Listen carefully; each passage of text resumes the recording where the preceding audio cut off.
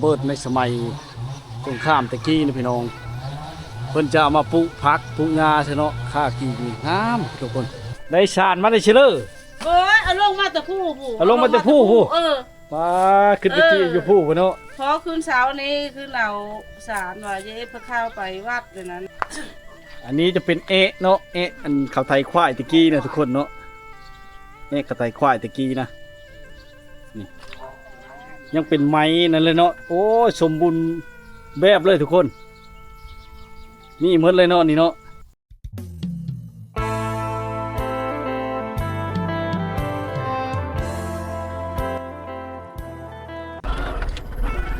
ยินดีต้อนรับเข้าสู่วิถีชีวิตคนไทยบ้านพี่น้อง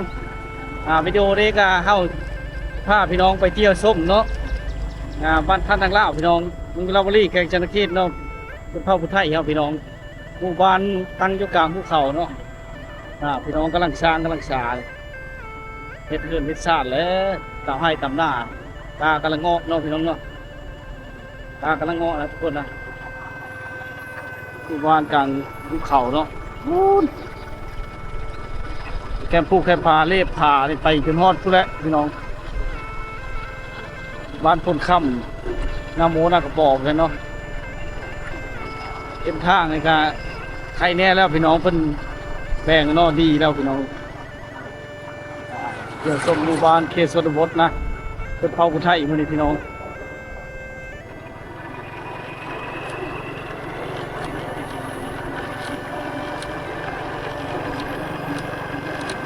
คนเที่ยวดูดีเลยเทช่วงนี้เนาะทำให้ยำหน้าพี่น้องเลย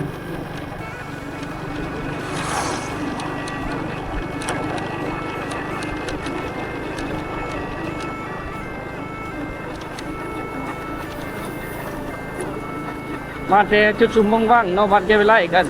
10 ปลายกิโลนะทุกคน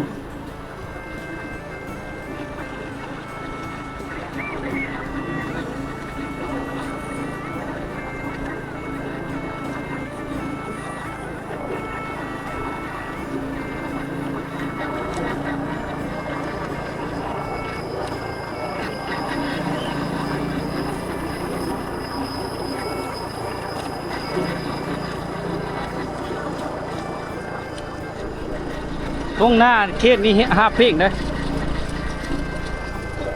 แรงกำลังดกเนาะ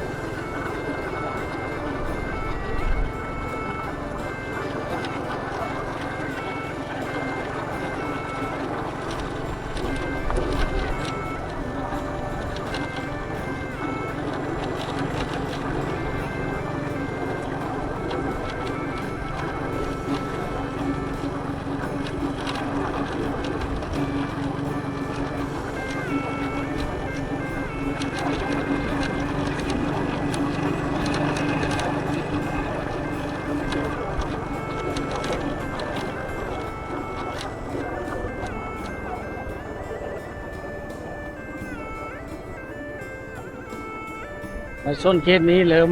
ออกมาจะให้อยู่หน้านะทุกคนนะช่วงนี้เนาะหมดแล้วบ้านธาตุพี่น้อง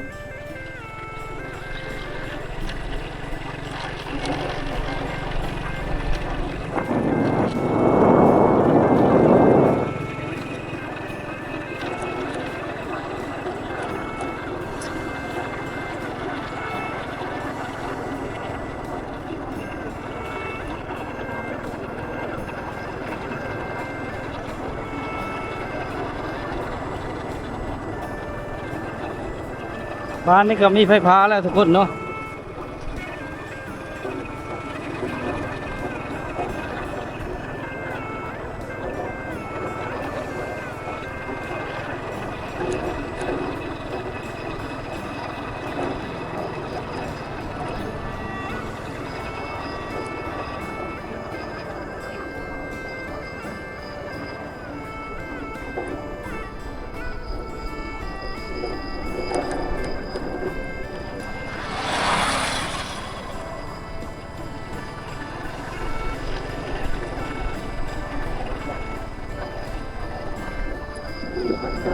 บ้านแคมป์ภูเขาเลยพี่น้องมีภูเขาที่สวยสดงดงามเนาะมาตาหาชมวิวงามหลายนะทุกคนนะ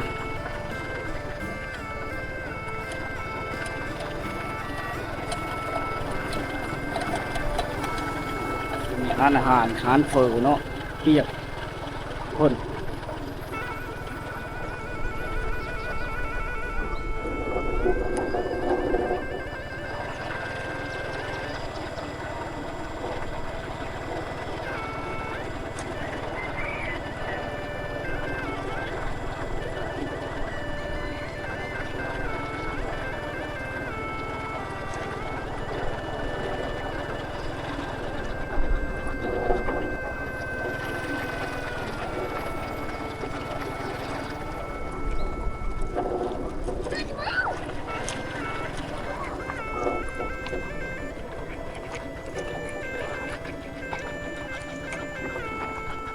บรรทานเนี่ยมันมีคลองชลประทานนะทุกคนเนาะเวลาเฮ็ดกาเฮ็ดบุงสะดวกสบายเนาะสายน้ำไหลซองพระข้างข้างเนาะบนทางนี่ฮอดแต่จุดชุมเมืองวังพี่น้องทางอย่างนี่เนาะเพียงแต่10 ปลายกิโลเนาะน้องก็ไถให้ไถหน้าระยามนี่กากำลังงามนะทุกคนเข้มบานเลยเนาะ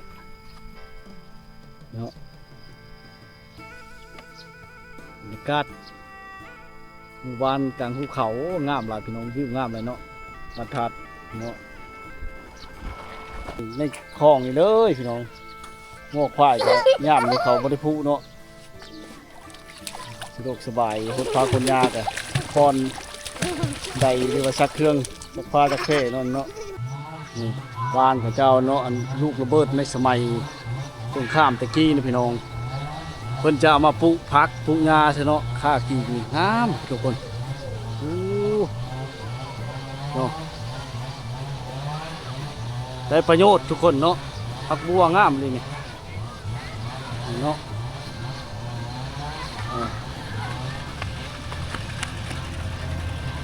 งัวควายกับเจ้านี่จะอยู่แบบนี้เลยคนเลยอยู่แถวหมู่บ้านเลยเนาะมันหากินมะม่วงงามนี่โลกสบายนี่คือบ้านถาดเนาะเพื่อนหลังใหญ่เลยเขาเจ้าเพื่อนหลังใหญ่เนาะเราเป็นใหญ่เนาะอ้อมหอบด้วยผูกผานะอ้อมหอบด้วยผูกผาทุกคนเนาะ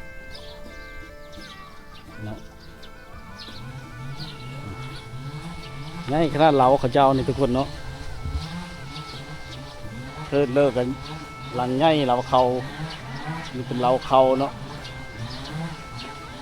ลักก็ใช้รถไถนาเนาะสบายดีโอ้ได้หักมาแต่หน้าบ่เฮ็ดแล้วเลยเฮ็ดกายพุ่งแล้วแหละยังไปจองงูจองงูเขาประทันได้ผู้บ่ยามนี่นะยังประทันได้ผู้เนาะเอาเดี๋ยวมามันมาไม่ได้มันงูลายโตคนไปมีครบแน่อยู่ผู้คุณบ่บ่นะอยู่ตรงหน้าทางหนองแดงตรงหน้าไปทางพลค่ำเนี่ยหนองแดงคืนหนองแดงคุณบ่ฮอดทำปองคุณเพียงทำปองกระโดดตรงหน้าใหญ่ๆแม่นรถมันแก้วโง่อยู่ถึงนั้นแล้วแถวบ้านนี่โง่เขาเนาะโง่แถวบ้านเนาะโง่เขาตัวเมื่อแต่โง่เจ้าของอยู่ตัวพุ้นแต่ปล่อยเลยไม่ได้มาเลยคือจะได้เข้าลายเราเจ้าบ่นี่ง่ายเลยเราอายตัวนั้นเราอายตัวนี้เราเจ้าน่ะอันนี้ตัวได้ไทยอันนี้บ่ไทยโบราณยังมีอยู่เนาะไทยโบราณกันเก็บไว้อยู่เพราะน่ะครบชุดน้อยง่ายไทยตะกี้โรจะเก็บไว้อนุรักษ์ไว้ให้ลูกหลานเบิ่งอยู่เนาะสีมือในเศร้าพุทธไทยบ้านธาตุพี่น้องเนาะมาด้วยมาสะพัดตัวจริงบุญฮอดจอดถึงเนาะพุทธไทยครับพี่น้องเขตเมืองวังเนาะตอนนั้นแล้วชีวิตการเป็นอยู่แต่เก่าไถมือไถควายแต่ข้าวไม่ทันได้รถไถโอ้ยเลี้ยงเก่าจุดใหญ่เฮาก็เฮ็ดกาแล้วแต่เฮาก็อันนี้ก็หน้าคลองสุรประทานนี่ระยาวแล้วกานะมันได้นำเลยเนาะมาแต่หัวพันเตอร์นี่เนาะแต่คุณแล้วมันหน้าน้ำฝาเฮาเด้มันถึงมันแข้งบ่น่ะ ฮะ ทีนี้มันแข้งมาเป็น บ่ ยังไง นะขี้เมงใดโป้มน้ำนี่ขึ้นน่ะดึงขึ้นมาเบิ่ง แปลงใด มันทงลมมันเฮาใบพัดมันไม่ได้ล้างดื่ม ขี้เมง โอ้ยเนาะเนี่ยฮอดยามให้ยามหน้าเลย อืม เลิกก็เต็มตะกร้าตะบุงเลยซักเอาบ่สังพีกะ ซักแน่ว่านแน่ แถวน่ะวานเนาะ อืม แถวบ้านหน้าเอะแถวหน้ายมเขาชักเนาะ อืม นี่นั้นเอสพิเลอร์เลยนะ ซ้อมพักใบฉาน ใบชาน เออ ไม่สารจะแกงนี่ อืม ไม่สาร ยังใบชานเนาะ แกง ได้ชานมาได้ชิเลอร์ โอ้ยเอาลงมาแต่ผู้ผู้ เอาลงมาแต่ผู้ผู้ มาขึ้นไปที่อยู่ผู้พุ่นเนาะ พอคืนเช้านี้คือเรา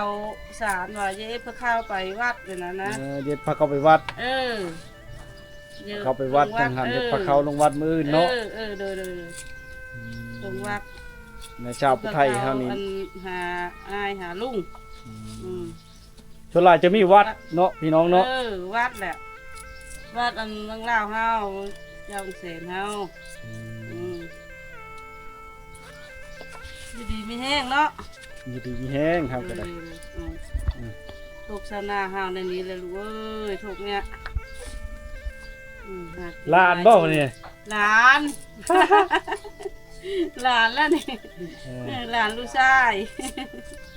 นี่แล้วเลยพี่ชานอยู่นำเนาะ เด้อ ใบชานน่ะมาแต่ผู้พุ่นพี่น้องเอ้ยมีได้เคยเด้เนาะ พูดแล้วผู้ เพิ่นสิได้กินเนาะขึ้นผู้ วันเช้ามันง่ายเลยเพิ่นคือเช้านี้ได้เท่านี้แหละ มีได้หลายไปเลยเนาะ โชคยะได้หากินได้เลยแม่ง เพิ่นสิได้เนาะหาพืชมาไว้เต็มตารางเพิ่นพี่น้องเอ้ยเพราะว่าฮอดยามพ่นนี่มันหายากเด้ พ่อแม่ได้เฮ็ด หายากนี่เฮ็ดไว้ไว้ดังเนาะนี่แหละชาวพุทธไทยเฮาพี่น้องเอ้ย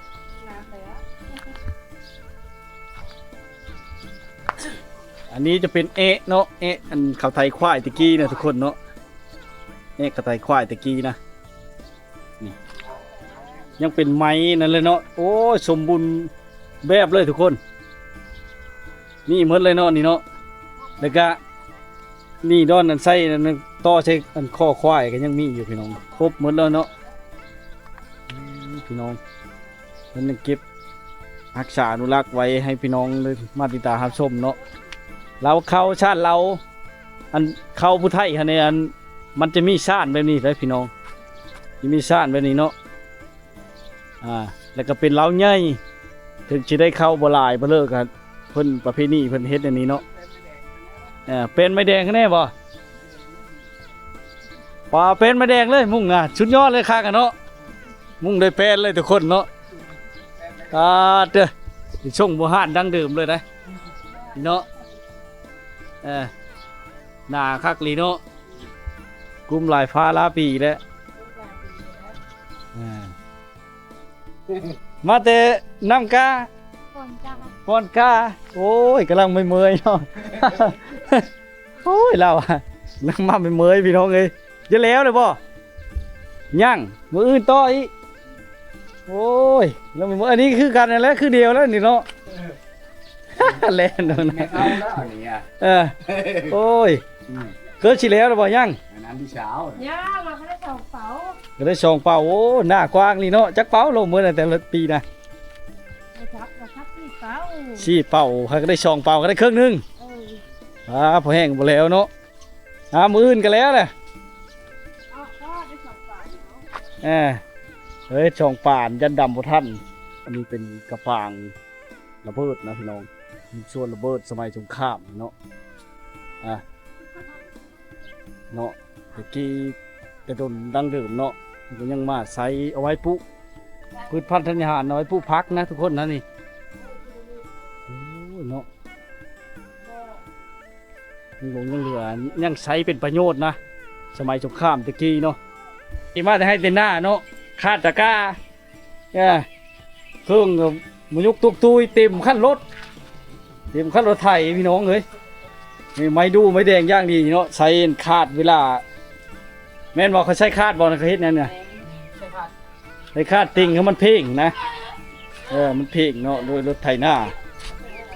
นี่น้องอะไรโอ้ยตกใจหมดก็เห็น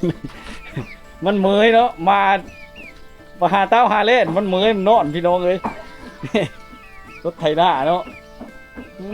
เป็นพื้นเป็นผ่าเก็บไว้เทิร์นไหมบ่นี่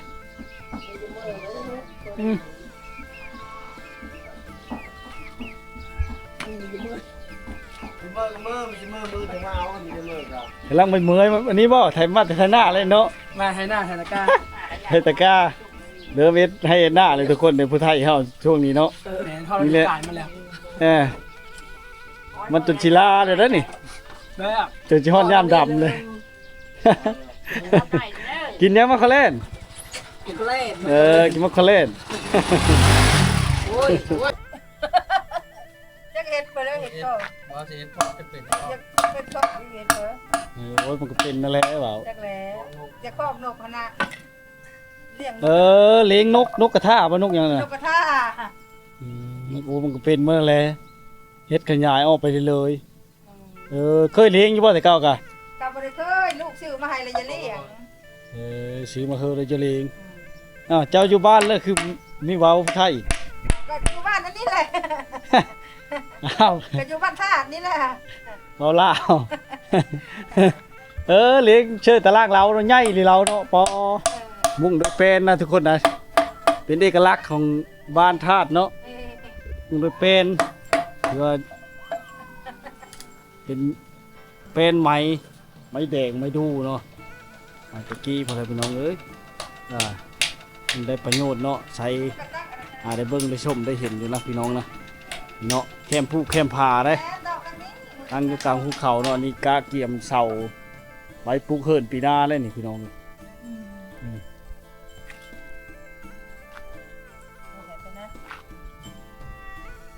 เป็นเศษอันย่างอย่างนี้แหละใส่นกกระทานะเลี้ยงนกน้องลองเลี้ยงนกมาเนาะพี่น้องมาแต่สวรรค์เนาะซื้อมาเฮอเลี้ยงลองเบิ่งโอ้ยได้แล้วลองกะฮอดโนแก่พืชมาพร้อมนี่นะพี่น้องเขตชนบทเฮาเนาะบ้านท่านี่ก็เป็นหมู่บ้านที่ใหญ่เลยทุกคนเนาะแต่เฮือนซ่านการดำรงชีวิตยังแบบดั้งเดิมนะชาวผู้ไทยเนาะชนเผ่าผู้ไทยพี่น้องไปเพิ่งในชมเนาะไปเฉลยได้ผู้ชาวนี่ได้รถที่ไฟฟ้านะเขตนี่พี่น้องมาใช้ไปให้ไปหน้าเนาะสะดวกสบายไปอีกแบบนะทุกคนนะเฮือนข้าเจ้านี่ยังเป็นทรงแบบดั้งเดิมเนาะมุ่งด้วยแป้นพี่น้องเนาะแป้นไม้ดูไม้แดงตะกี้เนาะผ่าไม่เฮไว้พี่น้องมาติดตามส้มขั้นใดก็แบบดั้งเดิมคงเป็นยืนขึ้นนอนอย่างนี้เนาะผู้ดมสมบูรณ์ไปอีกแบบเนาะบานไกลหุบเขานะพี่น้องมีภูผาเนาะอันนี้ก็คูนดินชื่อจิเมนกาเกียมเอาไว้ปลูกเขื่อนเนาะพี่น้องมันก็มีการพัฒนาเราเข้าเขาในแปลกนิดนึงพี่น้องเป็นใหญ่เนาะใหญ่พอจุควรพี่น้องเราเข้าเนาะบ้านนี้เขาเจ้าลักๆเขาก็เฮ็ดนาเนาะปลูกเขาเฮ็ดให้เฮ็ดสวนพี่น้องหาอยู่หากินตามธรรมชาติเนาะเลือดพักแล้วโบบมาแต่ให้ไปเลยเนาะแต่ให้แต่โซนโอ้แปลงเองเลยนะแปลงใช่ไหมเจงจัก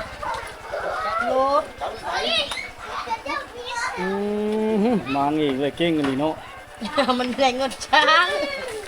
ถ้าช้างมันแพงอยู่ไก่เนาะเอามาเลยเชลล์นี่ปะมาแต่วัดมันมีบุญบ่ลูกบูชาวันชินบ่มีน่ะ17 18เอาละบ่ฮู้จัก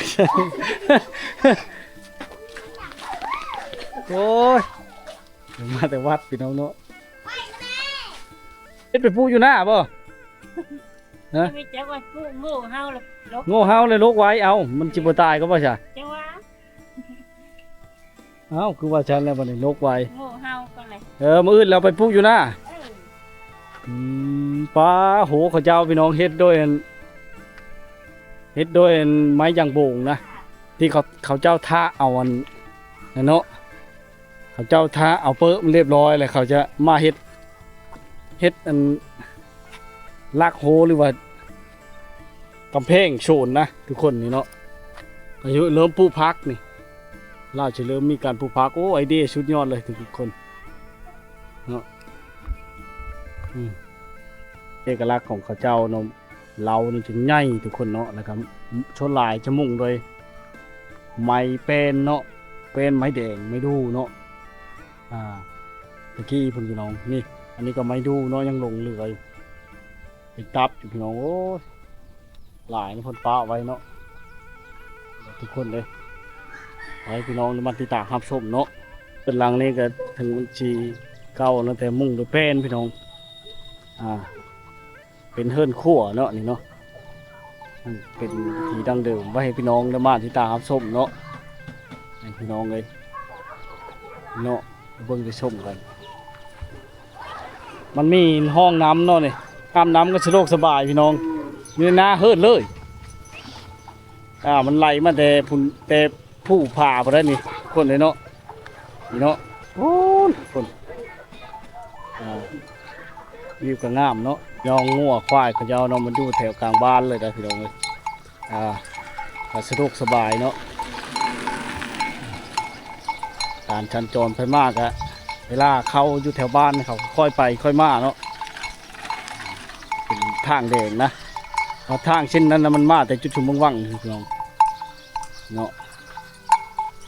งัวก็เต็ม